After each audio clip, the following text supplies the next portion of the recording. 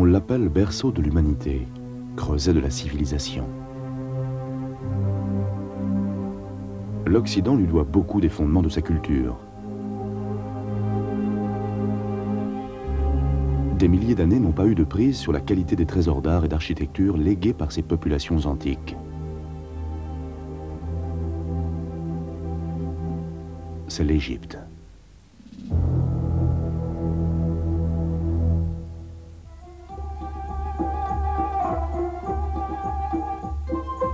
Égypte, terre de civilisation.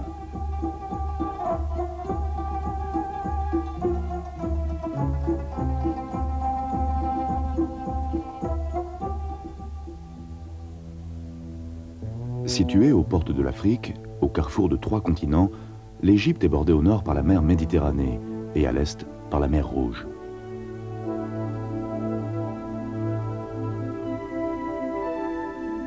L'Égypte vit du Nil qui la traverse de part en part, du sud au nord. Un fleuve de 6670 km de long. Sa source la plus reculée jaillit au Burundi, juste au-dessus du lac Victoria. Elle donne naissance au Nil blanc, qui rejoint à Khartoum le Nil bleu, né du lac Tana en Éthiopie. Leurs eaux s'écoulent lentement jusqu'au nord du Caire, pour s'élargir en un delta de près de 200 km de large et trouver enfin accès à la Méditerranée.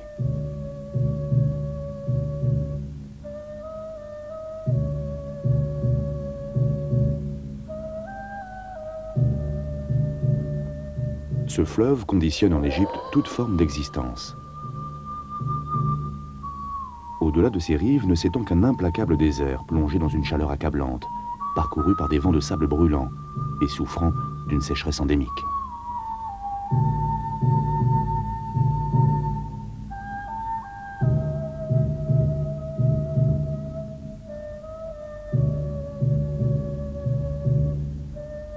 Ne s'accrochent ici que quelques rares espèces de plantes et d'animaux parmi les plus sobres et les plus résistants.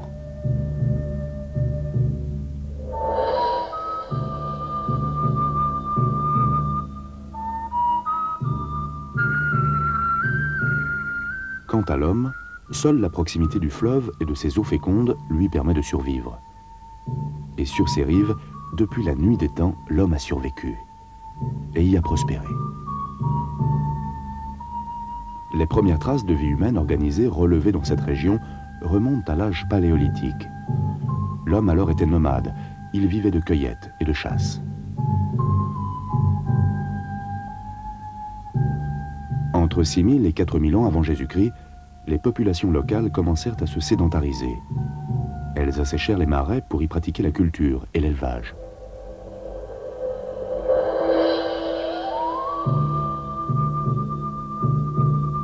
Elles furent à cette époque rejointes par des tribus venues d'Asie mineure et d'Afrique du Nord. De cette fusion ethnique sont issus les premiers véritables ancêtres des Égyptiens d'aujourd'hui. Dès 4000 avant Jésus-Christ, la région est florissante. Ses habitants vivent dans des huttes faites de boue séchée et de joncs, dotées d'un mobilier relativement confortable.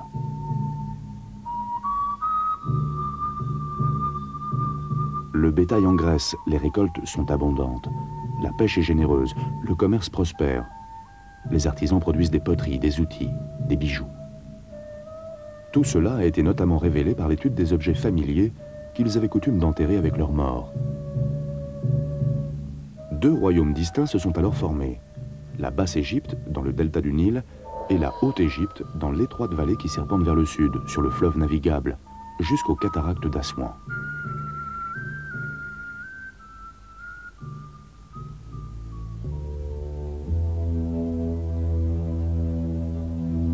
L'histoire de l'Égypte pharaonique se divise en 3 périodes. L'Ancien, le Moyen et le Nouvel Empire, séparés par des périodes intermédiaires, des époques de troubles sociaux et politiques, de désordre et d'instabilité.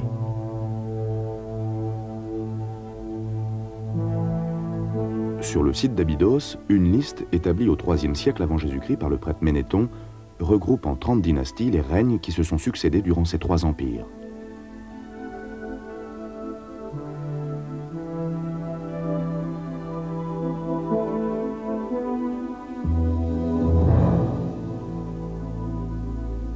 L'histoire de l'Égypte débute réellement vers 3000 ans avant Jésus-Christ, lorsque Narmer, souverain de Haute-Égypte, impose son autorité à son voisin du nord, la Basse-Égypte.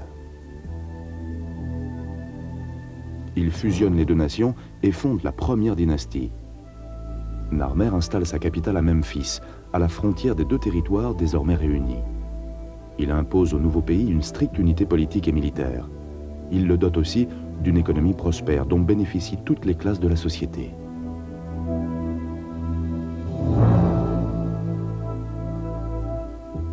Dès lors, se développe très vite un important foyer de civilisation. En 30 ans de règne, et avant d'être emporté, dit la légende, par un hippopotame, Narmer forge du roi une image de Dieu vivant qui restera acquise à ses successeurs au fil des siècles.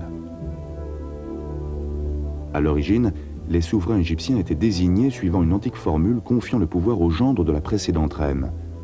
L'inceste était fréquent, afin que les fils puissent pallier l'éventuelle défaillance ou la disparition du père. Aha succéda à Narmer. On lui attribue quelques conquêtes et la construction du palais de Memphis.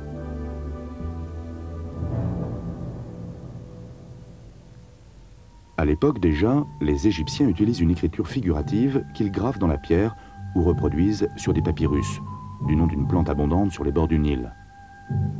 Le procédé consiste à former des feuilles en pressant plusieurs épaisseurs de fines bandes tirées de sa tige. Cet ancêtre de notre papier est malheureusement fragile. Il brûle facilement et souffre de l'humidité.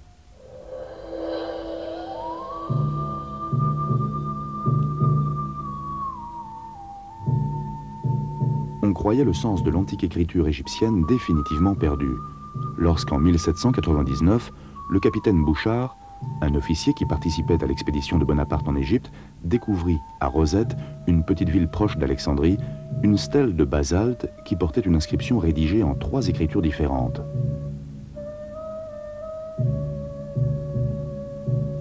Cette pierre de Rosette fut confiée à divers savants qui tentèrent en vain de la déchiffrer.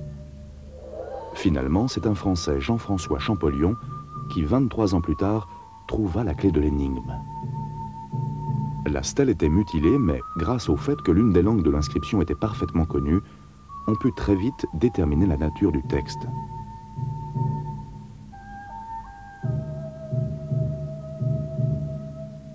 Il s'agissait d'un décret promulgué à Memphis par Ptolémée V en 196 avant Jésus-Christ, longtemps après la conquête de l'Égypte par les Hellènes, et donc très logiquement rédigé en grec à destination de ceux qui administraient alors le pays. Les 2 autres textes étaient gravés en démotique, langue populaire des Égyptiens, et en hiéroglyphes, langue de leurs notables. En juxtaposant les 3 versions, Champollion réussit par déduction à déterminer le sens de 24 hiéroglyphes de base, puis de quelques 700 autres. En compliquant à l'extrême cet alphabet imagé, les Égyptiens lettrés l'avaient rendu incompréhensible au commun des mortels. Dès lors, la langue vulgaire, le démotique, sorte de sténographie élémentaire, finit peu à peu par s'imposer.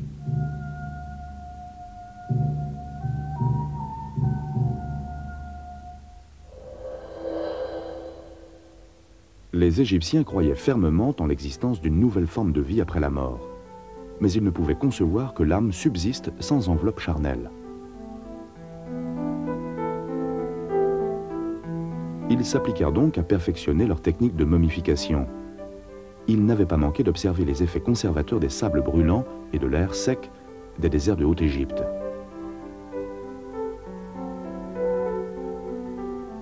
C'est donc là qu'ils choisirent d'ériger les tombes de leurs morts illustres.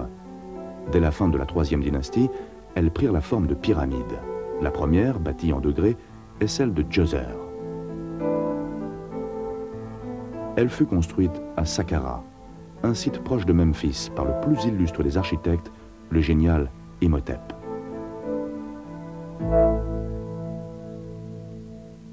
Imhotep avait tous les talents. Bâtisseur et lettré, il était le principal ministre du roi. Après sa mort, il fut même élevé par le peuple à la dignité de dieu de la médecine.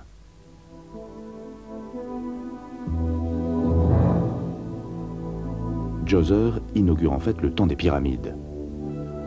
Sa tombe est à l'origine un mastaba, un monument bâti sur un seul niveau. Imhotep le surélève en même temps qu'il en élargit le périmètre. Il le hausse de 5 degrés. C'est littéralement l'escalier qui va permettre au roi de s'élever vers le ciel. Plus tard, la chambre funéraire sera logée au cœur de la pyramide. Ici, elle est creusée sous sa base, à 28 mètres de profondeur. Au siècle suivant, sous la 4e dynastie, Khéops, Képhren et Mykérinos vont se faire construire les plus célèbres des pyramides, celle de Gizeh. La pyramide de Khéops est la plus grande, 230 mètres de côté, 137 mètres de haut. Elle est constituée de plus de 2 millions de blocs de calcaire, d'un poids moyen de 2,5 tonnes. Les proportions du monument dénotent, de la part des bâtisseurs, des connaissances troublantes. À sa base, la pyramide est à 1 cm près, parfaitement horizontale. Ses côtés ayant une inclinaison de 51 degrés 52 minutes, le rapport théorique hauteur-circonférence est très exactement de pi divisé par 2.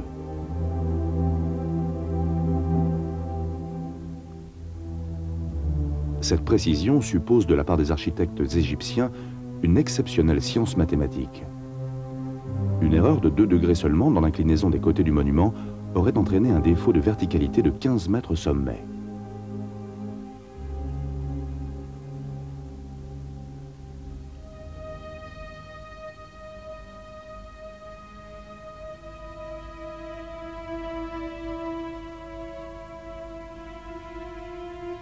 Tous ces tombeaux ont été élevés sur la rive occidentale du Nil, là où le soleil se couche. Les pierres étaient extraites des carrières de Toura, situées sur la rive opposée et acheminées par bateau. Si on en croit Hérodote, 100 000 hommes ont œuvré pendant 20 ans à la construction de ce monument immense. Ce n'étaient sans doute pas, comme on l'a cru longtemps, des travailleurs forcés, mais des ouvriers agricoles recrutés pendant la morte saison. La structure de base de la pyramide ressemblait à celle de Djoser. On l'entourait ensuite de rampes de terre le long desquelles étaient hissés les blocs de calcaire destinés à parachever l'ouvrage, en lissant en quelque sorte ses 4 côtés. L'essentiel de ce revêtement extérieur a été prélevé quelques 1000 ans plus tard, lors de la construction du Caire.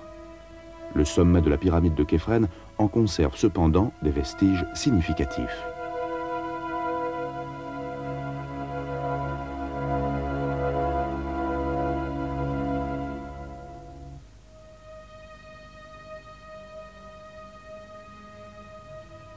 À l'intérieur de chaque pyramide, les architectes prévoient un dédale de couloirs qui conduisent à 3 chambres funéraires. L'une d'elles renferme le sarcophage en granit du roi, un granit extrait de carrières situées loin au sud, près d'Assouan. Chaque pyramide est reliée par une galerie à un temple mortuaire bâti au bord du fleuve. Creusées autour du monument, des fosses contiennent des bateaux destinés au passage du défunt dans sa vie future. Képhren ne se contenta pas d'une pyramide. Il fit construire le fameux sphinx de Gizeh qui, du haut de ses 20 mètres, garde fidèlement depuis 4500 ans le chemin qui conduit à la tombe de son maître.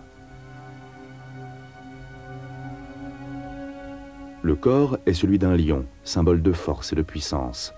La face reproduit peut-être le visage de Képhren lui-même, ou peut-être représente-t-elle le dieu Horus veillant sur l'horizon.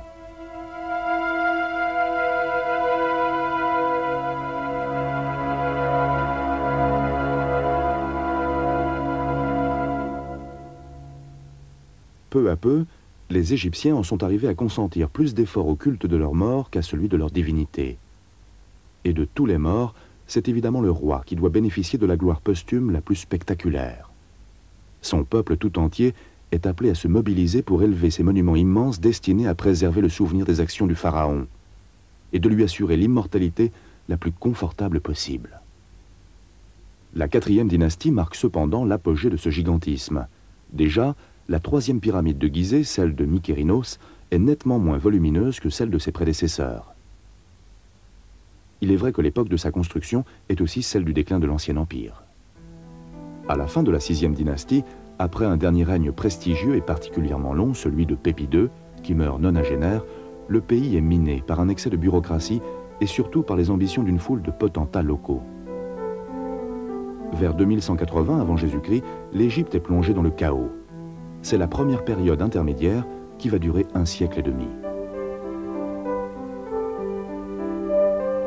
Les rois se succèdent par dizaines, au rythme d'1 par jour pendant des semaines, dit la légende. C'est un temps de famine et d'anarchie. L'Empire manque de tomber dans cette première grande épreuve de son histoire. Il est sur le point d'être totalement démantelé.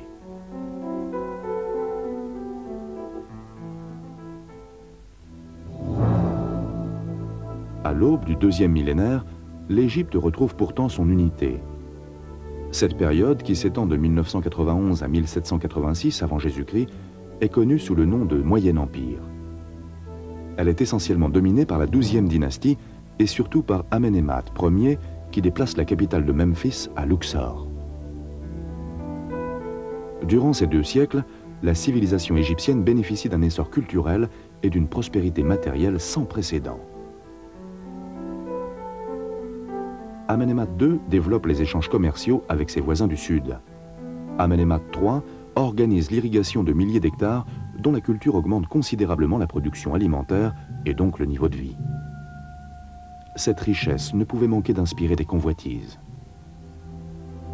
Des tribus venues d'Asie, les Hyksos, s'infiltrent dans le delta, d'où elles se répandent dans tout le pays pour en prendre le contrôle. Leur régime, qui se succède de la 15e à la 17e dynastie, couvre la 2e période intermédiaire. Peuple guerrier, les Hyksos introduisent en Égypte le cheval, le char de combat, les armes en bronze. 2 siècles plus tard, les princes thébains reprennent le pouvoir. Ils repoussent les Hyksos jusqu'en Palestine et recréent une dynastie indépendante, la 18e. Le nouvel empire installe sa capitale à Thèbes. Thoutmôsis Ier et les autres souverains qui inaugurent cette dynastie pratiquent une politique de conquête qui vise à protéger le pays et lui garantir sa sécurité. Ces expéditions les conduiront loin vers le sud, l'actuel Soudan, et vers le nord-est jusqu'à l'Euphrate. Thoutmôsis Ier fut le premier pharaon à ordonner que sa tombe soit creusée dans la fameuse vallée des rois. Le site est proche de Thèbes, sur la rive opposée du Nil. Le paysage est chaotique, les repères sont rares, et c'est ce qui déterminera le choix du souverain, très soucieux de garder sa sépulture secrète à l'abri des voleurs. Mais ses successeurs, par dizaines, suivirent le même raisonnement, si bien que la vallée et sa destination funéraire n'eurent bientôt plus rien de secret.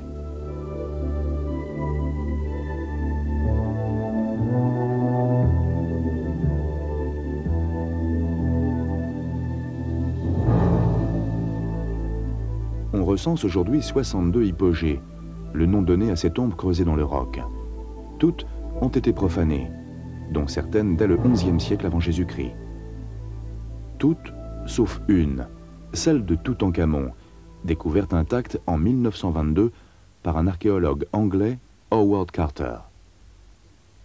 Le pharaon n'avait que 18 ans lorsqu'il mourut, après un règne insignifiant de quelques mois. Sans doute les pilleurs de tombes pensèrent-ils que si jeune, il n'avait pas amassé de bien grands trésors.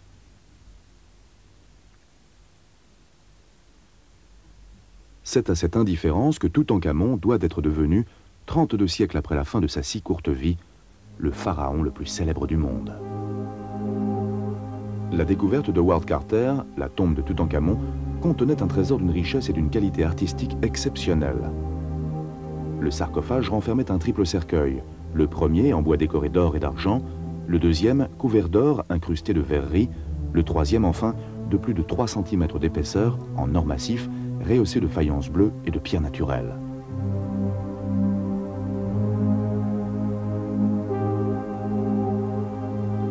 La momie elle-même portait un masque funéraire sculpté dans une épaisse couche d'or fin.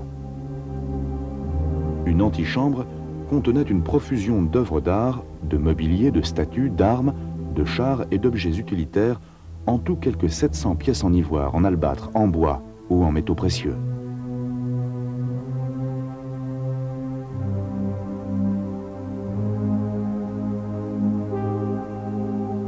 Elles font aujourd'hui la fierté du musée du Caire, où sont également exposés 2 des 3 cercueils qui s'emboîtaient pour abriter la momie. Le plus grand a réintégré le tombeau de la vallée des rois. Toutankhamon y repose à nouveau. tel que nous le restituent ces effigies qu'Howard Carter décrivait tristes et calmes, suggérant la jeunesse prématurément surprise par la mort.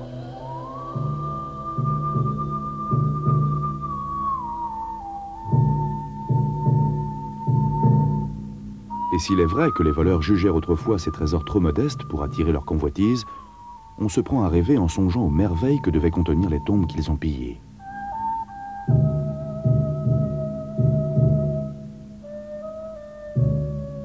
Parmi les ancêtres de Toutankhamon dans la 18e dynastie figurent les Thoutmôsis, deuxième et troisième du nom. Fils illégitime, Thoutmôsis III était encore tout enfant à la mort de son père.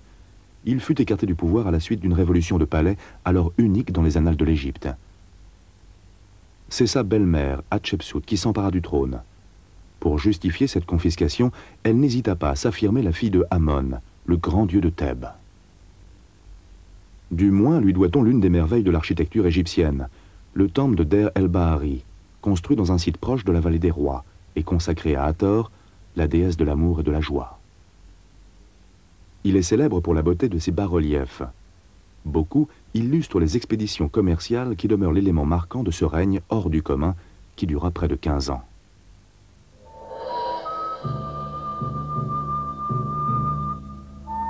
À la mort d'Hatshepsut, revenant enfin au pouvoir, Thoutmôsis III se lança quant à lui dans une succession de campagnes militaires dont il ramena, dit la chronique, une profusion de richesses et d'esclaves, parmi lesquels beaucoup d'Hébreux.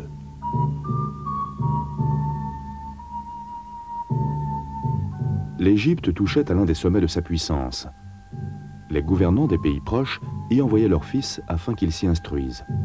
Rentrés chez eux en bons élèves, ils devenaient les plus sûrs alliés de leurs puissants voisins. La société égyptienne était désormais soigneusement hiérarchisée. Au sommet, le roi, paraît depuis l'avènement du nouvel empire du titre de pharaon, qui signifie littéralement le grand palais. Sous l'autorité du pharaon, des classes sociales en cascade. Une élite tout d'abord, les hauts fonctionnaires, les prêtres et les nobles. Ensuite, une classe moyenne, composée des scribes, artistes, soldats, enseignants, commerçants et artisans. Au bas de l'échelle, les domestiques, les paysans et les ouvriers. Et plus bas encore, mais relativement peu nombreux, les esclaves. La richesse du pays garantit à chacun une relative prospérité, et l'ordre règne. Pourtant, les Égyptiens manquent d'espace vital. Ils sont contraints de vivre dans l'étroite bande de terre cultivable qui court de part et d'autre du Nil. Leurs maisons s'y entassent les unes contre les autres. Les seules demeures solides et confortables sont celles des nantis. Elles sont vastes. Leurs porches monumentaux ouvrent sur de superbes cours, des jardins, des bassins ombragés, des dépendances où logent les serviteurs. Elles sont dotées de meubles splendides en bois précieux, décorés d'or et d'argent. Chaises et fauteuils sont recouverts de tapisseries ornées d'incrustations d'ivoire et d'ébène.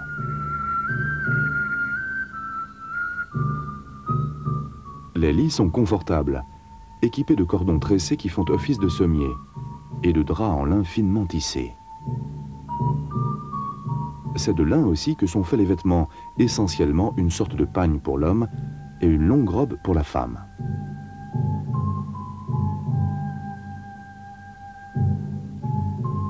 Les domestiques préparent dans leur propre logement la nourriture qu'ils servent ensuite à leur maître, dans le bâtiment principal. Elle est constituée de viande, de volaille, de poisson, accompagnée de pain, de fruits, de miel, et servie avec du lait, de la bière ou du vin. À en croire la littérature et les dessins parvenus jusqu'à nous, toutes les classes sociales privilégiaient une heureuse vie de famille. Le pharaon était autorisé à entretenir plusieurs femmes, mais la plupart des Égyptiens étaient monogames. Les enfants avaient leurs jouets, des hochets, des poupées articulées, et des animaux familiers, des chats, par ailleurs considérés comme sacrés, des chiens, et même des babouins. Quant aux adultes, ils pratiquaient pour se distraire le séné, un jeu sur damier, ainsi qu'une sorte de jeu de dés. La musique était très appréciée des anciens Égyptiens. ils en jouaient sur des instruments comparables à la harpe, à la flûte et à la clarinette. Parmi leurs autres distractions, des spectacles de danse, de lutte ou de magie, sans oublier pour les hommes les parties de pêche, de tenderie et de chasse au crocodile ou à l'hippopotame. L'éducation était considérée comme essentielle. Les enfants apprenaient l'écriture, l'arithmétique et la géométrie, dans l'espoir de faire carrière dans la haute administration, l'ambition suprême. On connaît surtout des anciens Égyptiens leurs chefs-d'œuvre architecturaux, mais ils étaient aussi brillants en matière de science et de littérature. Ils nous ont légué une somme considérable de chansons, de poèmes, de chroniques, de romans et de récits d'aventures. L'un de ces derniers, qui a traversé les âges, inlassablement raconté aux enfants, décrit les aventures passionnantes de Simbad, le marin. L'eau, qui exerçait sur eux une grande fascination, en fit des experts en construction navale. C'est un talent qui, comme celui de leurs architectes, suppose une excellente connaissance des problèmes d'arithmétique ou de géométrie.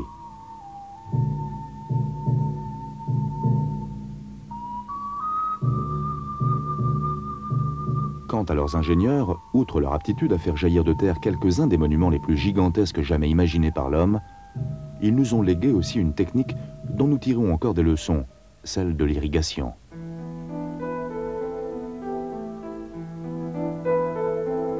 Les crues du Nil, qui peuvent tripler le débit du fleuve, ont toujours tenu l'Égypte sous leur loi. On pourrait écrire l'histoire de cette région avec pour seul fil conducteur la politique d'irrigation menée par ses princes. Elle débute avec la construction d'un réseau de canaux dans le Fayoum, une vaste dépression au sud de Memphis, dès le début du 2e millénaire avant Jésus-Christ. L'observation du cycle inondation-germination-récolte inspira aussi aux Égyptiens la nécessité de mettre au point un calendrier. Pour point de départ, ils choisirent le lever de l'étoile Sirius, dont ils avaient constaté qu'elle apparaissait régulièrement à une latitude déterminée. Entre chaque apparition de Sirius dans cette position céleste, ils comptèrent 365 apparitions du Soleil, correspondant à ce qui constitue aujourd'hui, encore, les 365 jours de notre calendrier. Ils divisèrent également les journées en 24 heures et créèrent le cadran solaire. Enfin, pour compléter cette maîtrise du temps, ils inventèrent l'horloge afin de déterminer plus précisément encore le défilement des heures en faisant s'écouler de l'eau dans une vasque par un trou au diamètre soigneusement étudié. Grande aussi était la réputation de la médecine égyptienne. Plusieurs papyrus parvenus jusqu'à nous justifient cette renommée. Une série d'entre eux, divisée en 877 chapitres, concerne le diagnostic et la manière de guérir des malades qui concernent pratiquement toutes les parties du corps.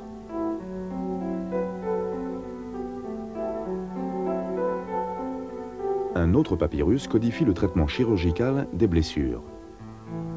Un autre encore, qui serait dû à Imhotep et remonterait donc à l'Ancien Empire, traite des troubles cardiaques.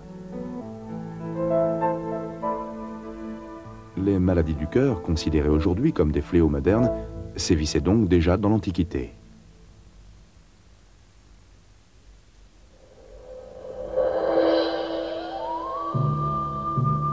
Les 19e et 20e dynasties virent se succéder, entre autres, 11 pharaons qui régnèrent sous le nom de Ramsès. Baptisé dès lors l'âge des Ramessides, cette période, qui couvre pour l'essentiel les 13e et 12e siècles, marque l'apogée du Nouvel Empire, avant qu'il soit miné par des incursions étrangères. Comme au temps des grandes pyramides de l'Ancien Empire, ce fut une époque de travaux prestigieux. De la Nubie au Delta, Ramsès II et Ramsès III offrirent à l'Égypte des œuvres d'une qualité nouvelle.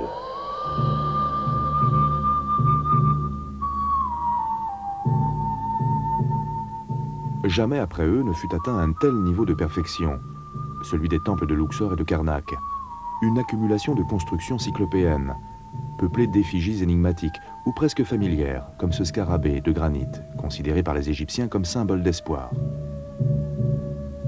La salle hypostyle du grand sanctuaire d'Amon à Karnak, comme les colonnades du temple de Luxor, figurent parmi les réalisations les plus impressionnantes de l'architecture non seulement égyptienne, mais mondiale. Leur construction s'étale sur une période de quelques 200 ans, comme en témoignent les reproductions de scènes rituelles et les hiéroglyphes qui y sont gravés par centaines.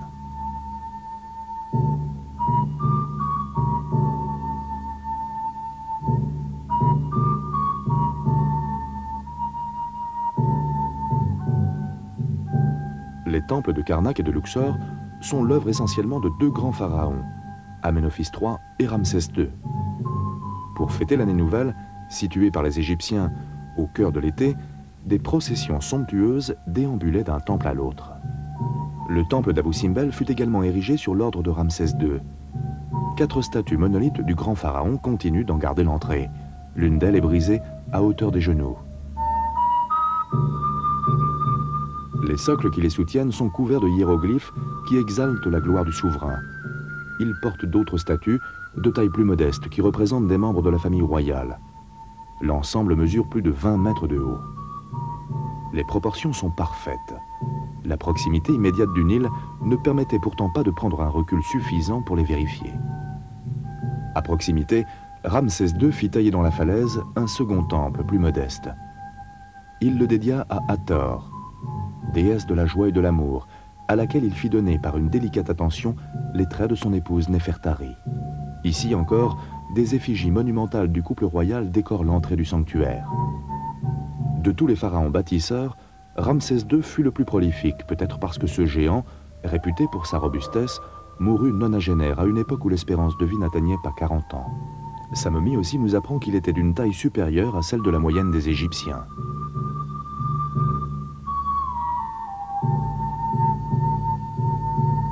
C'est le signe de la vie qui accueille le visiteur au seuil d'Abou Simbel. Dans la première salle, 8 piliers osiriaques, dont les colosses, aux traits de Ramsès II, supportent un plafond orné de vautours. Osiris, dieu bien-aimé des hommes, aurait été tué par un frère jaloux, ramené à la vie par l'amour de son épouse Isis, et désigné pour régner sur un au-delà qui, pour les Égyptiens, était le foyer de toutes les forces créatrices, de la fécondité, de la nature et de la vie elle-même.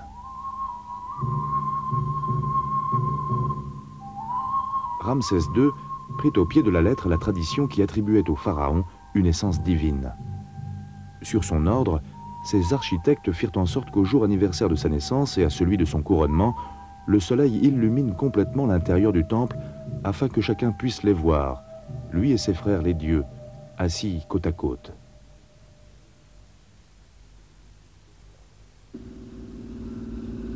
En 1963, les temples d'Abou Simbel furent menacés par les projets de construction du barrage d'Assouan. Ils furent sauvés grâce à une campagne menée par l'UNESCO. Découpés en un millier de blocs d'une trentaine de tonnes, ils furent transportés quelques 180 mètres en retrait et 64 mètres plus haut, puis remontés à l'identique. Ces travaux durèrent près de 10 ans et demeurent le plus brillant témoignage de ce que la solidarité internationale peut réaliser dans le domaine culturel.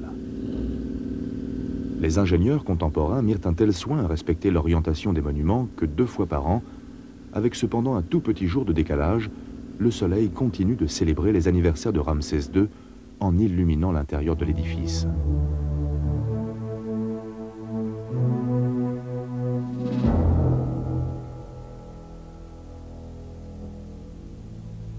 Ultérieurement, un autre temple situé à proximité, celui de Philae, a également fait l'objet d'une opération de sauvetage patronnée par l'UNESCO.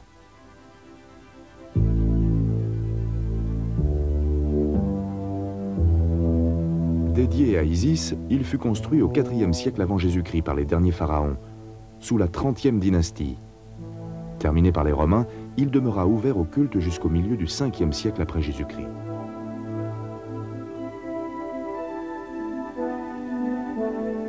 Mais revenons à la vallée des rois et aux plus illustres souverains des 19e et 20e dynasties. Le temple funéraire de Ramsès II, le Ramesséum, fut dédié au dieu Amon. Dans le sanctuaire, l'un des plus beaux dans l'Antiquité, mais aujourd'hui très endommagé, gît une statue monumentale du pharaon. Ce colosse d'un poids de 1000 tonnes fut renversé, dit-on, sur l'ordre du roi perse Cambyse, conquérant de l'Égypte au VIe siècle avant Jésus-Christ. Une statue de granit noir et des décorations murales restituent tout le classicisme du Nouvel Empire. À 1 kilomètre de là s'élève le temple de Medinet Abou, une sorte de copie du Ramesséum que Ramsès III fit construire 150 ans plus tard pour son propre usage. Contrairement à son modèle, c'est l'un des temples d'Égypte qui a le mieux résisté au temps.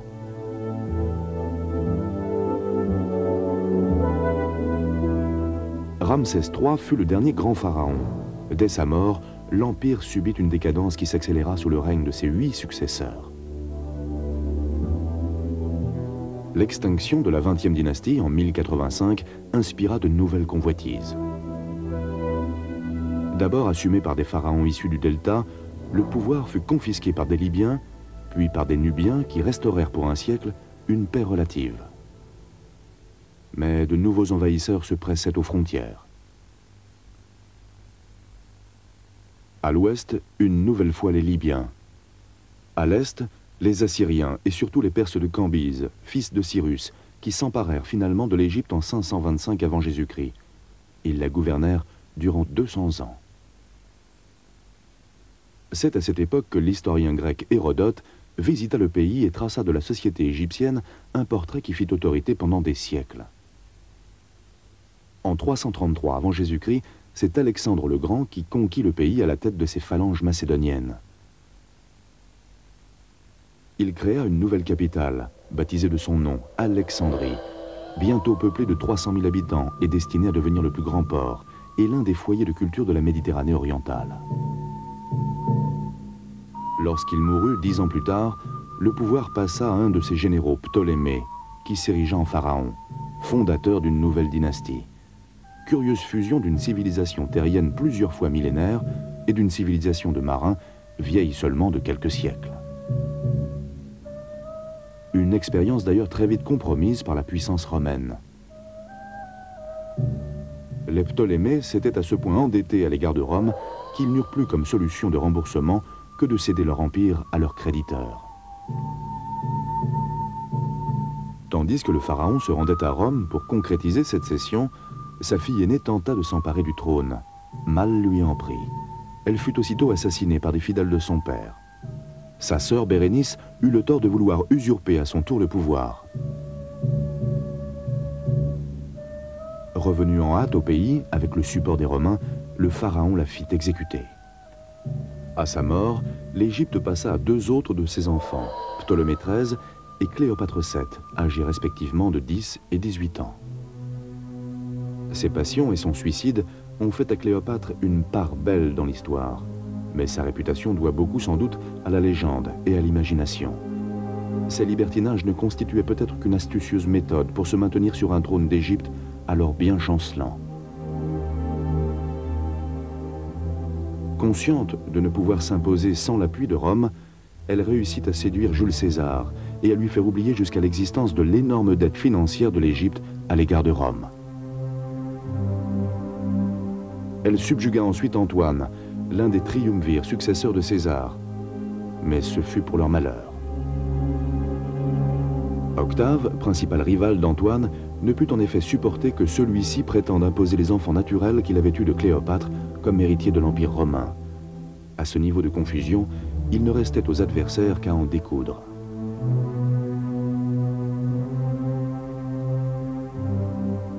En l'an 31 avant Jésus-Christ, à Actium, sur la côte grecque, Antoine et Cléopâtre subirent, des œuvres de leur ennemi Octave, une défaite sanglante et définitive.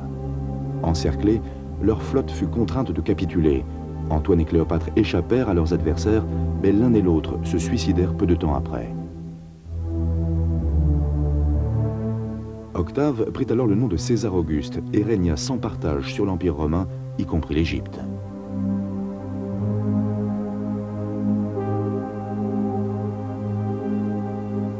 Et il décréta que pour célébrer la défaite de Cléopâtre, le 6e mois du calendrier romain s'appellerait désormais le mois d'Auguste, devenu aujourd'hui le mois d'août.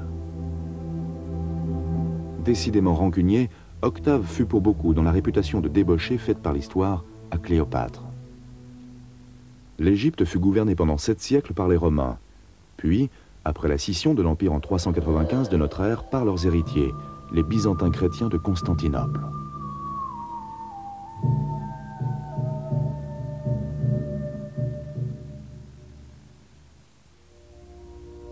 Selon la tradition, c'est saint Marc l'évangéliste qui, le premier, prêcha la foi chrétienne dans la région du Delta. Et c'est en l'an 40 que fut bâtie, à Alexandrie, la première église d'Égypte. Très vite, cependant, les nouveaux chrétiens furent divisés par des différends théologiques. Au concile de Chalcédoine, en 451, les évêques décidèrent de privilégier la nature humaine de Jésus par rapport à sa nature divine. En désaccord avec cette position, les chrétiens égyptiens, les Coptes, entrèrent ouvertement en désaccord avec le patriarche de Constantinople.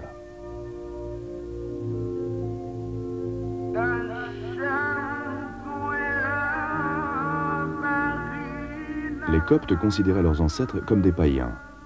Ils s'efforcèrent de rompre avec leur passé pharaonique en détruisant notamment quelques précieux témoignages artistiques.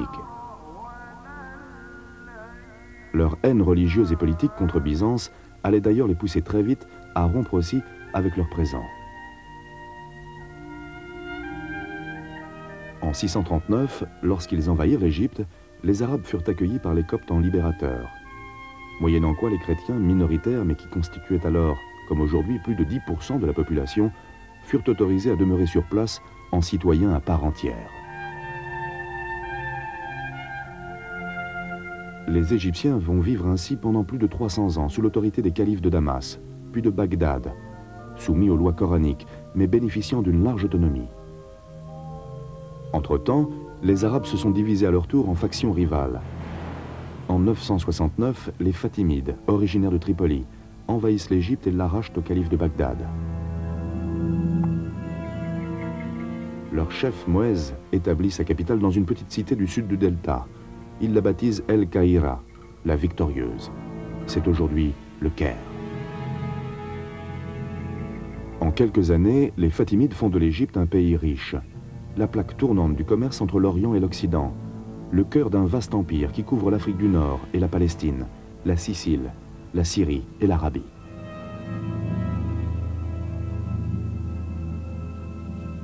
Ils tentent ensuite de supplanter définitivement les sunnites qui règnent à Bagdad.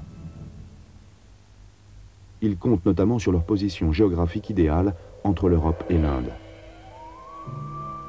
Chacune de leurs innombrables caravanes marchandes héberge des propagandistes religieux qui vont porter la parole de l'islam, de l'Espagne à l'océan Indien.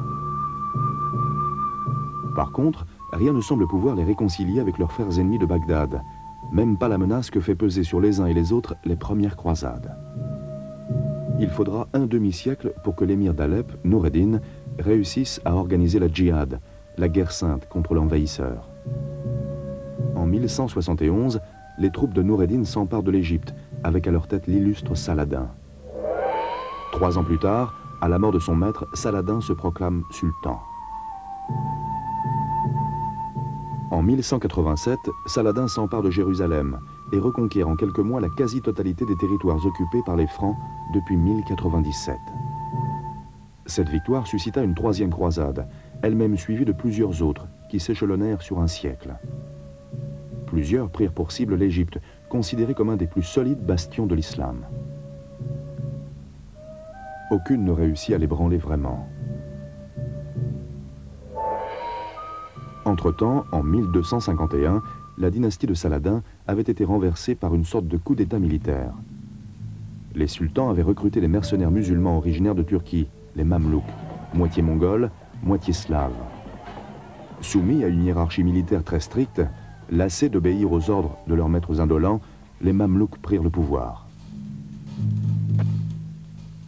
Ils confisquèrent les terres et les redistribuèrent suivant un système féodal. Chaque nouveau propriétaire était tenu de verser à l'armée 2/3 de sa production. Ce régime militaire, qui alliait curieusement cruauté et raffinement, fut ébranlé au début du XVe siècle par des invasions mongoles, qui dévastèrent Damas et tout le nord du sultanat. Vint ensuite une longue période d'épidémies et de calamités naturelles. Enfin, le sultan prit la décision catastrophique de faire main basse sur toutes les marchandises qui transitaient dans ses ports. Cette mesure insolite poussa irrésistiblement les Européens à explorer une nouvelle voie commerciale qui leur permette d'atteindre l'Orient sans être soumis à une escale égyptienne.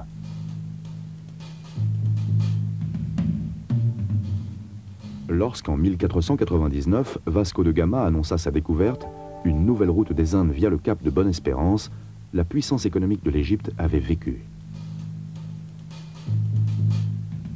De plus, la puissante flotte portugaise pourchassa par représailles tout bateau égyptien surpris à naviguer dans l'océan Indien.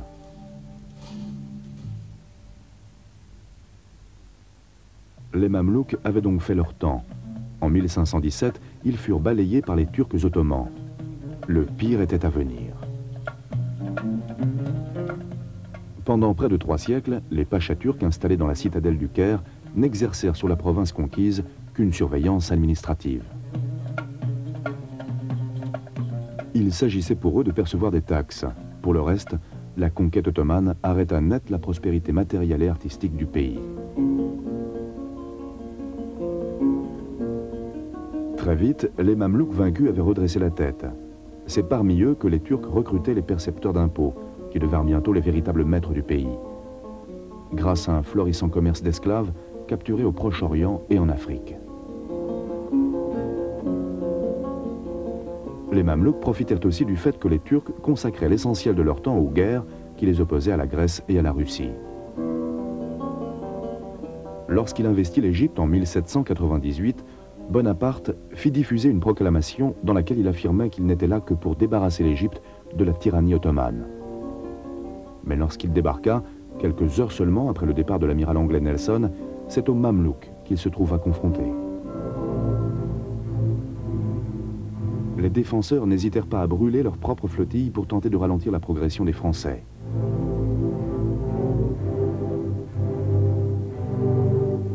Peine perdue. Les troupes de Bonaparte, progressant à marche forcée, rejoignirent bientôt leurs adversaires à l'ombre des pyramides de Gizeh. Habile stratège, Bonaparte se garda bien de se précipiter sur la terrible cavalerie turque. Il forma ses fantassins en carré, flanqués d'artillerie sur lesquels, vague par vague, les Mamelouks s'obstinèrent à charger, jusqu'à se faire impitoyablement massacrer. Les combats se prolongèrent durant une journée entière. Le lendemain, Bonaparte était maître du pays. L'expédition française se solda par un relatif fiasco diplomatique et militaire. Mais les savants et les artistes qui accompagnaient Bonaparte dans sa campagne surent ensuite rappeler au monde l'existence d'une fabuleuse civilisation alors tombée dans l'oubli. Et cette présence européenne en Égypte contribua à rétablir les liens entre l'Occident et l'Orient. Cette occupation dura 3 ans. Déjà vainqueurs de la flotte d'invasion à Aboukir, les Anglais ne désarmaient pas. En 1801, alliés aux Turcs, ils chassèrent définitivement le corps expéditionnaire français. Livrés à eux-mêmes, les Égyptiens, peu habitués à prendre leurs responsabilités politiques et soumis aux caprices de potentats locaux, semblaient à nouveau mûrs pour l'anarchie lorsqu'un ancien officier de l'armée ottomane, d'origine albanaise, prit le pouvoir. Mehemet Ali rétablit l'ordre, se fit reconnaître vice-roi héréditaire d'Égypte par le sultan de Constantinople, son vassal en titre, et régna 45 ans sous la protection de son vassal de fait, le gouvernement de Londres, très soucieux de garder ouverte la porte de l'Orient. Les Anglais avaient décelé en lui un allié particulièrement énergique. Après avoir utilisé les Mamelouks pour se débarrasser des factions activistes arabes, il invita leurs principaux chefs à un banquet et les fit mettre à mort sans autre forme de procès. S'il était despotique, Mehemet Ali était aussi un homme de progrès. Il s'entoura de conseillers étrangers qui aidèrent à moderniser son pays, à former sur place des administrateurs et des enseignants, des médecins et des ingénieurs, à développer de nouvelles formes de culture, à créer des industries. En quelques années, il arracha l'Égypte à ses mœurs moyenâgeuses et lui donna une dimension internationale. Il créa une armée organisée à l'européenne, forte de 100 000 hommes, l'une des plus puissantes de la région. Devenu octogénaire, Mehemet Ali décida de céder le pouvoir à son fils Ibrahim, qui depuis un certain temps déjà dirigeait de fait le gouvernement. Mais Ibrahim mourut très rapidement d'une tuberculose contractée au cours d'une expédition militaire en Anatolie. C'est alors son propre fils, Abbas, qui se trouva amené à assurer la vice-royauté. Considéré comme la brebis galeuse de la famille, Abbas commença par régler ses comptes en épurant impitoyablement son entourage. Très méfiant à l'égard des Occidentaux, il expulsa beaucoup de conseillers européens recruté par son grand-père. Après 5 ans, d'un règne déplorable, il fut assassiné par sa garde personnelle. C'est alors un autre fils de Mehemet Ali, Saïd, qui en 1854 hérita du trône.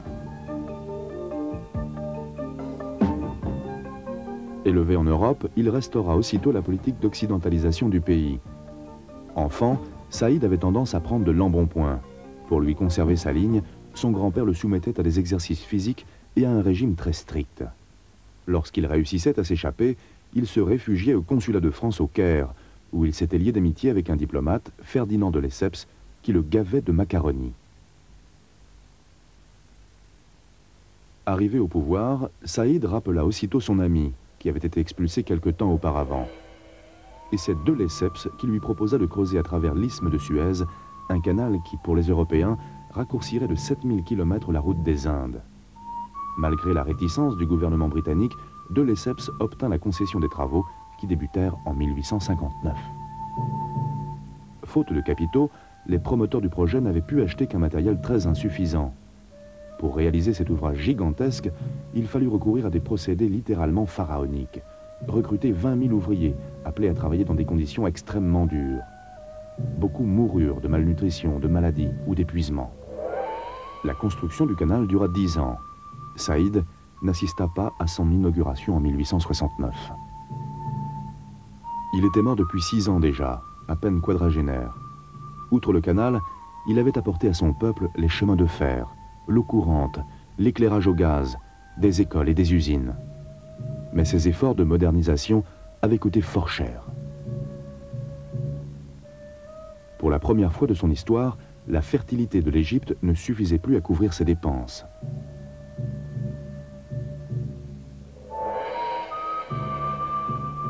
En 1863, lorsqu'Ismaïl succéda à Saïd, il s'engagea à ne pas alourdir la dette. La guerre civile qui faisait rage aux États-Unis lui permit de vendre le coton égyptien au prix fort. Il consacra cet argent à de nouveaux grands travaux, mais aussi à des investissements culturels.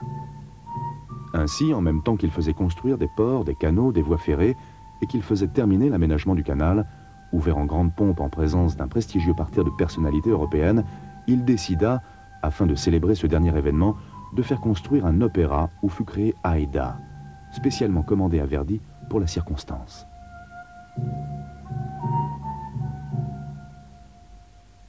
Ismaïl s'efforça aussi d'affermir sa dynastie. Modifiant la constitution, il se fit proclamer khedive et s'arrogea le droit de léguer le trône à ses enfants par ordre de primogéniture, suivant l'usage appliqué dans les royaumes européens. Mais entre-temps, la guerre civile américaine avait pris fin. Les prix du coton s'effondrèrent et la dette extérieure monta en flèche. Pour l'apurer, le khedive fut obligé en 1875 de vendre les parts égyptiennes du canal de Suez aux Britanniques. Malgré cela, le pays courait à la banqueroute. Il finit par tomber totalement sous la coupe financière de la France et de l'Angleterre. Et cette dernière allait bientôt rester maître du terrain en prenant prétexte de manifestations, puis d'une véritable révolte suscitée en 1879 par son interventionnisme. Les Britanniques écrasèrent les insurgés. Ils exercèrent un pouvoir de fait par l'intermédiaire du fils d'Ismaïl, Toufik, et ils rachetèrent le Sinaï à l'Égypte pour créer une zone tampon à l'est du canal.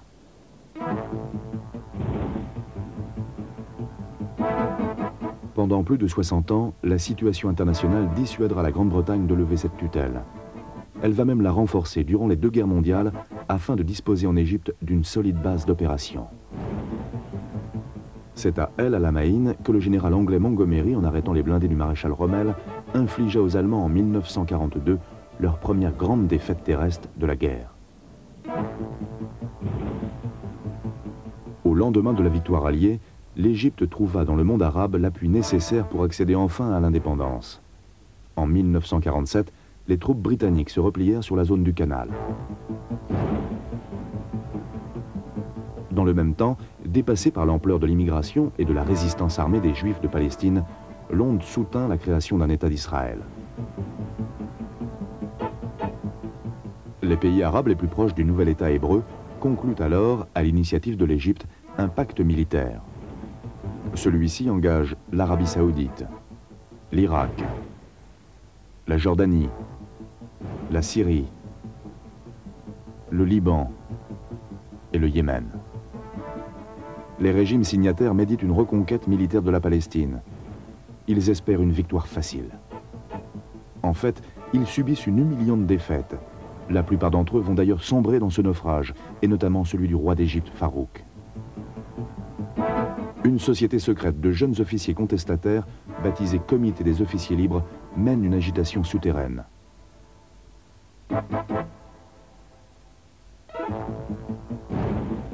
Les comploteurs prévoient de s'emparer du pouvoir suprême dans le courant de l'année 54.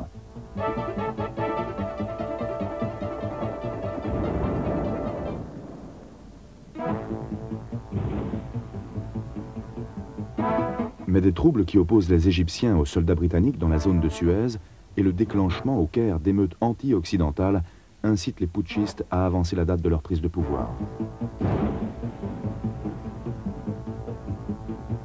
Le 22 juillet 1952, le bruit se répand que le roi serait en train de se constituer une garde prétorienne.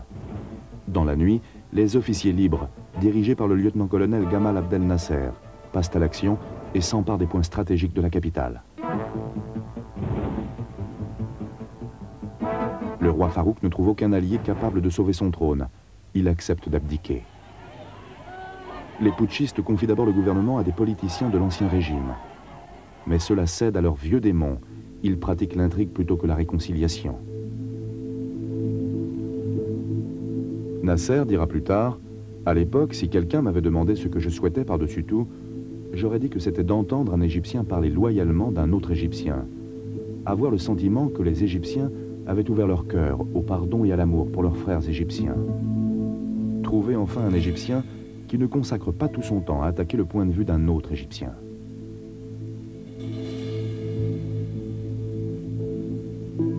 Les officiers libres décident donc d'assumer eux-mêmes le pouvoir. En 1953, ils proclament la République. Nasser est extrêmement populaire. Pour ses compatriotes, il est celui qui a mis fin aux 2500 ans de domination étrangère.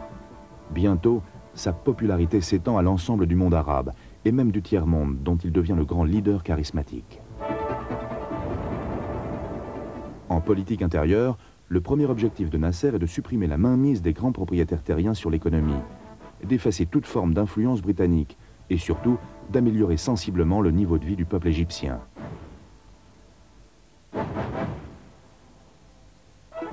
Sa politique étrangère vise à créer une forme spécifique de socialisme pan-arabe, à se poser en porte-parole des pays non alignés et à battre en brèche l'interventionnisme britannique au Proche et au Moyen-Orient. Boudé par les États-Unis, il se tourne vers l'URSS et les pays du bloc soviétique qui lui fournissent une assistance industrielle considérable et une profusion d'armes, de chars et d'avions. Devant les réticences de la Banque mondiale, de Londres et de Washington à financer le barrage d'Assouan, le 26 juillet 1956, Nasser nationalise la Compagnie du Canal de Suez. C'est le début d'une crise sans précédent, accrue par une tension croissante aux frontières israélo-arabes. Le 29 octobre, les Israéliens passent à l'attaque. 2 jours plus tard, la France et la Grande-Bretagne interviennent militairement. Il faudra une énergique intervention américano-soviétique pour étouffer le conflit. Nasser est le grand vainqueur moral de l'opération. C'est à lui que les Égyptiens, leurs alliés arabes et tous les pays non alignés attribuent le mérite d'avoir stoppé l'agression. Peu après, Nasser est accueilli à bras ouverts par les maîtres du Kremlin, qui se font un plaisir de financer la construction du barrage d'Assouan, moyennant bien entendu un renforcement des influences soviétiques en Égypte. En 1958, Nasser réussit à persuader les Syriens de se fédérer avec l'Égypte au sein d'une république arabe unie. Mais dès 1961, le partenaire syrien fait sécession. Populaire auprès de la majorité de ses compatriotes, le président n'en est pas moins impitoyable avec ses opposants.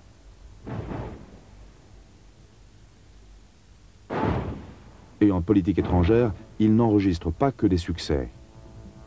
Ses harcèlements à l'égard d'Israël conduisent en 67 à une nouvelle guerre entre juifs et arabes, qui pour ces derniers tourne au désastre.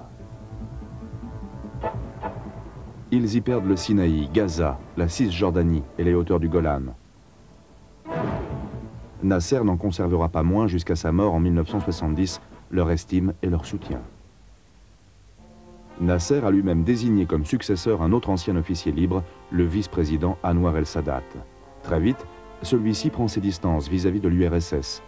En 1972, il expulse ses conseillers soviétiques.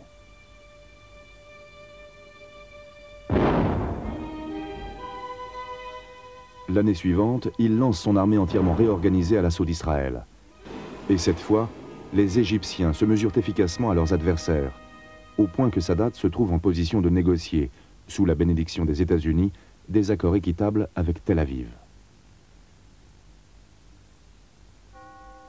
L'Égypte récupère notamment certaines zones du canal et une partie du Sinaï occupée par les Israéliens. Novembre 1977, à Jérusalem, c'est la réunion historique de la paix retrouvée entre le président égyptien et le premier ministre israélien Begin. Cette poignée de main aura aussi pour conséquence de valoir à Anwar el-Sadat la confiance de la très méfiante diplomatie américaine. Par contre, la paix signée avec l'ennemi israélien a attiré au président égyptien quelques solides rancunes chez ses alliés naturels. En passant de la stratégie de l'affrontement à celle de la négociation, Sadat a inauguré un style politique nouveau qui inquiète ses alliés arabes peu habitués sous Nasser à un discours aussi conciliant. Un an après la visite de Sadat en Israël, le président Jimmy Carter le convie ainsi que Menahem Begin à Camp David aux États-Unis. Ces entretiens tripartites aboutiront à un accord global, cadre d'un règlement pacifique du conflit du Proche-Orient et d'un véritable traité de paix entre l'Égypte et l'Israël.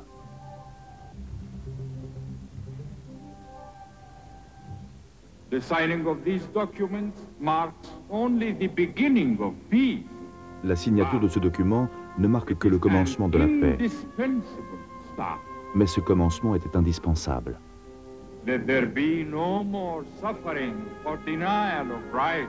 Assez de souffrance, assez de mise en demeure, assez de désespoir, assez de découragement, assez de mères qui pleurent la mort d'un enfant, assez de jeunes gens tués pour un conflit qui ne profite à personne.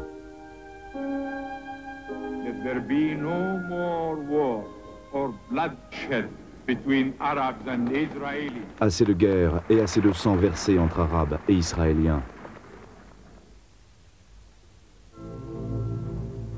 Le traité de paix élaboré à Camp David et définitivement ratifié le 26 mars 1979 mettait fin à 30 ans de guerre. Les négociateurs n'aboutiront cependant à aucune décision concernant l'épineux problème de l'occupation par les Israéliens des territoires de Cisjordanie et de Gaza. Palestiniens et Jordaniens refusèrent de participer aux négociations. L'Égypte, Israël et les États-Unis tentèrent d'arriver seuls à l'élaboration d'une solution négociée.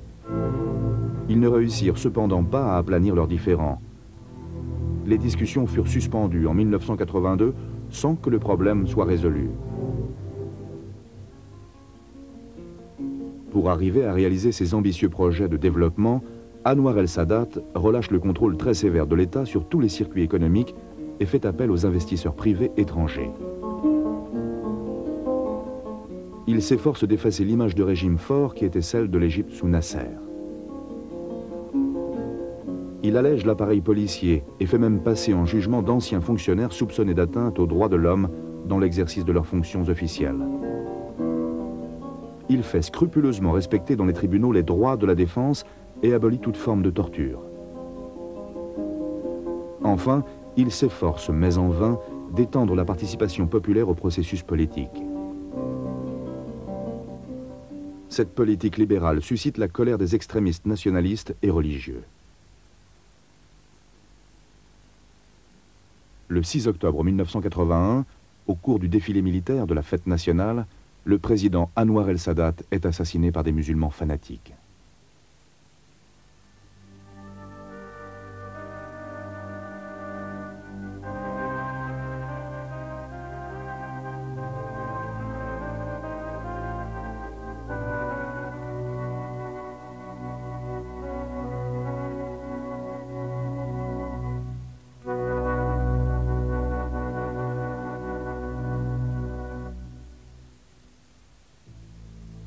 Hosni Moubarak, ancien chef des forces aériennes et vice-président depuis 1975, accéda au pouvoir.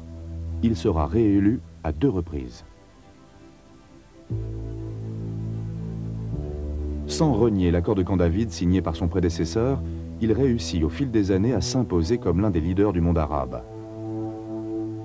Cette réhabilitation se concrétisa lors de la réintégration de l'Égypte dans la Ligue arabe en 1989. Sur le plan international, dans l'enceinte de l'ONU, ou à la tribune de l'Organisation de l'Unité africaine, dont l'Égypte assuma la présidence à la fin des années 80, sa voix fit autorité.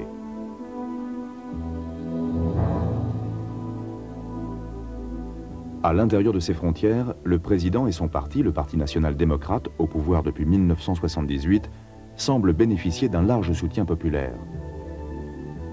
Moubarak a cependant ouvert le processus politique à l'opposition qui, aux élections législatives de 1987, a remporté une centaine des 454 sièges à pourvoir.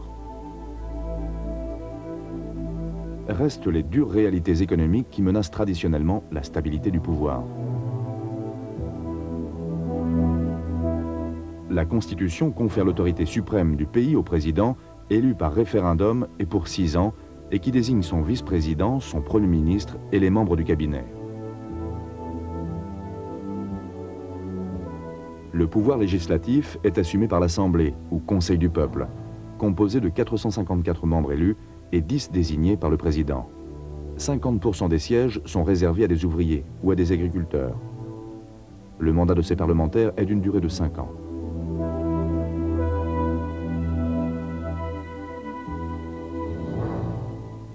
Il existe également un conseil consultatif composé de 70 membres choisis par le président et 140 élus.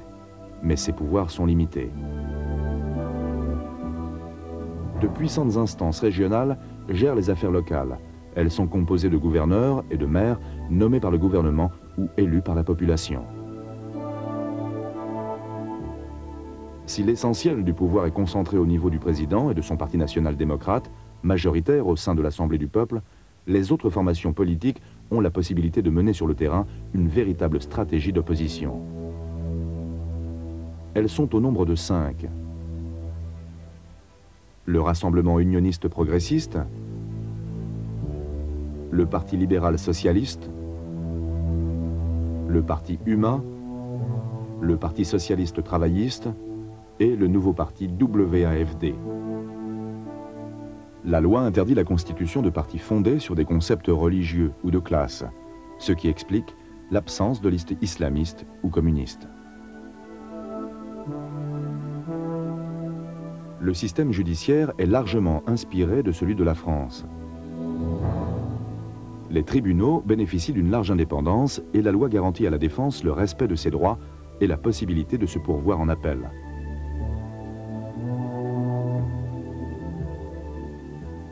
L'armée égyptienne se compose d'une force terrestre de 300 000 hommes, d'une défense antiaérienne de 80 000 hommes, d'une aviation de 29 000 hommes et d'une marine de 20 000 hommes.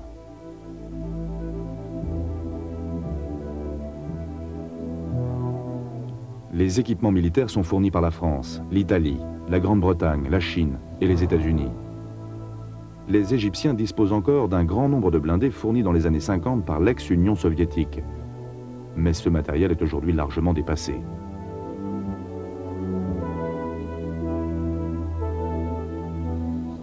Les 2 tiers de l'industrie sont propriété de l'État, mais le secteur privé est en expansion.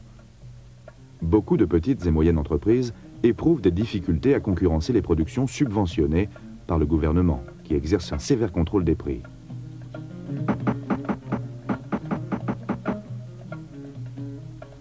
Le commerce de détail, le secteur tertiaire et celui de la construction sont très largement privatisés, de même que l'agriculture, administrée par des coopératives locales qui sont néanmoins tenues de respecter des normes de production. La quasi-totalité des terres agricoles est concentrée sur 35 000 km² de terres fertiles dans la vallée du Nil et la région du Delta.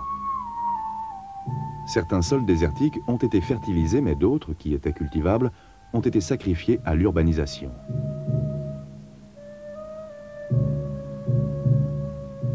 Plus d'un tiers de la main-d'œuvre travaille aux champs.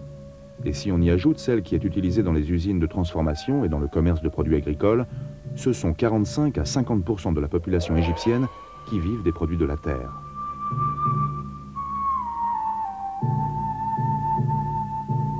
Le niveau de productivité est exceptionnellement élevé. Le climat et le barrage d'Assouan, qui permettent une irrigation intense et régularisée, offrent la possibilité de plusieurs récoltes par an. Principale production, les haricots, le riz et surtout le coton, d'excellente qualité. Mais aussi le maïs, l'orge, les oignons, les citrons. Par contre, la production de céréales est en déficit. L'Égypte importe des États-Unis et d'autres pays occidentaux de grandes quantités de blé. Parmi les ressources naturelles du pays, autres que l'agriculture, les phosphates, le minerai de fer et les gisements de pétrole du golfe de Suez. Au milieu des années 80, l'effondrement des cours pétroliers, aggravé par un processus beaucoup trop lent d'adaptation aux tarifs de la concurrence, a nui gravement à la balance commerciale. Alors que le secteur avait bénéficié d'importants investissements, la production pétrolière a dû être contingentée. Les prix s'étant stabilisés, les exploitations sont cependant redevenues rentables. Aujourd'hui, le pétrole offre à l'Égypte les 2/3 de ses revenus à l'exportation et représente 14% de son produit national brut. Sont par contre en baisse les revenus du tourisme, malgré l'effort fourni en matière d'hôtellerie, et ceux du trafic sur le canal de Suez. L'Égypte est le pays le plus scolarisé du Proche-Orient, avec 40% d'alphabétisation. L'enseignement est gratuit, y compris à l'université, et beaucoup d'Égyptiens sont recrutés à l'étranger comme cadres ou travailleurs spécialisés. 40 000 diplômés sortent chaque année des hautes écoles, fréquentées à 46% par des femmes. Le taux de chômage est faible. Le manque de main-d'œuvre constitue d'ailleurs, avec l'inflation et la dette extérieure, le point noir de l'économie.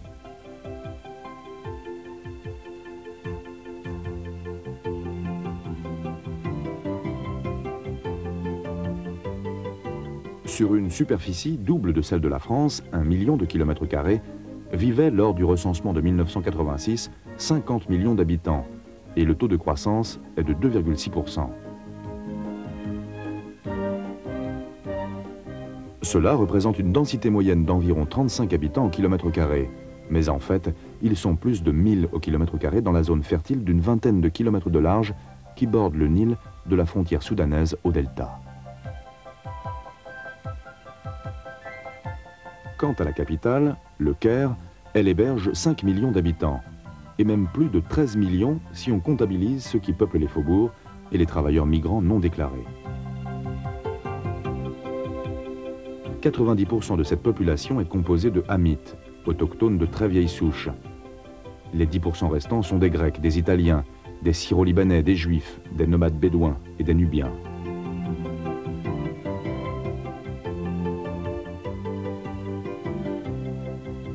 Le Caire est la ville la plus peuplée d'Afrique et du monde arabe. Née sur la rive orientale du Nil, elle s'étend maintenant de part et d'autre du fleuve, partagée entre les influences occidentales et les quartiers anciens, parcourus d'un fourmillement humain où s'entassent les témoignages prestigieux de son passé.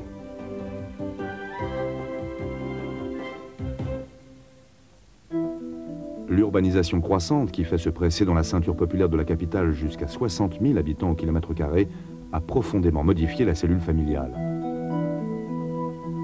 Pendant des siècles, les Égyptiens ont vécu en communauté rassemblant sous un même toit 2 ou 3 générations et toute leur parenté.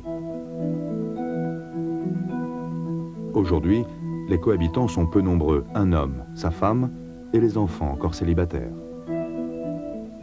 Les aînés sont l'objet d'un grand respect et leurs enfants sont tenus de veiller personnellement à leur bien-être. L'idée de placer un parent âgé dans une maison de retraite est ici impensable. Aux parents le soin de choisir pour leurs enfants une profession, une école et même un conjoint.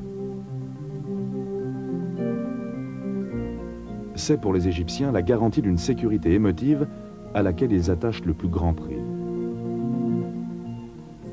Le Caire est considéré de longue date comme un des foyers de la culture arabe, et de sa promotion. La production cinématographique y est très importante et on y publie 6 journaux quotidiens qui tirent à plus de 2 millions d'exemplaires, 14 revues hebdomadaires et de nombreux mensuels. Chaque formation politique édite sa propre publication.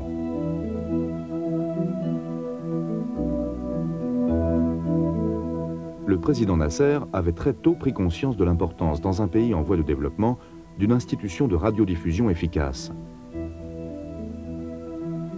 L'Egyptian Broadcasting Corporation diffuse aujourd'hui 7 chaînes de radio nationales et 4 chaînes internationales qui transmettent chaque jour 180 heures de programmes en 32 langues. S'y ajoutent 2 chaînes de télévision publique en constant développement.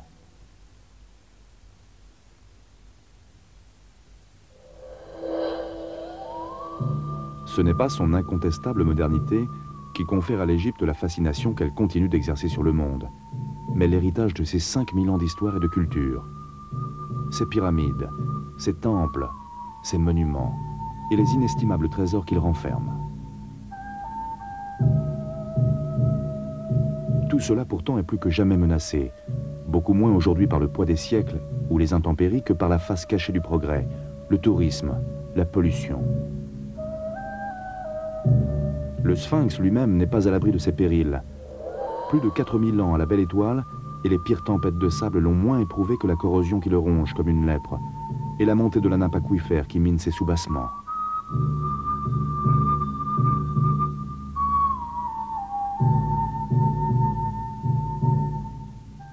La science s'attache à le restaurer, et par prudence, on le photographie sous tous les angles en prévision d'une disparition pure et simple qu'on s'efforce de différer, mais que l'on sait inéluctable.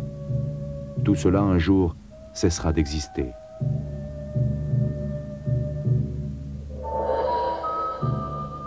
C'est une perspective que l'on a envisagée dès l'entre-deux-guerres et qui a amené la création d'associations spécialisées, telles l'Institut oriental de l'Université de Chicago, fondé en 1924 par l'égyptologue américain James Prestand.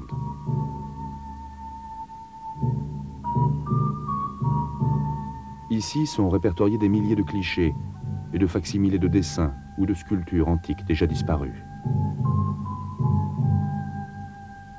Le sable sous lequel ils étaient ensevelis avait protégé ces trésors durant des millénaires. Lorsqu'on les a dégagés, une réaction chimique s'est produite entre les sels minéraux contenus dans la pierre et l'humidité de l'air. La surface des murs s'est morcelée jusqu'à tomber en poussière. Ainsi s'est dissoute dans le néant une petite part de la mémoire humaine. Au train où vont les choses, la plupart des peintures et sculptures que l'on peut encore admirer aujourd'hui auront disparu dans 200 ans.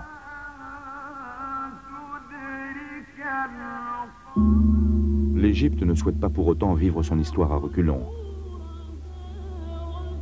Elle s'efforce de préserver son passé et de continuer à en tirer des leçons de tolérance et de sagesse. Mais elle est décidée aussi à entrer de plein pied dans le XXIe siècle.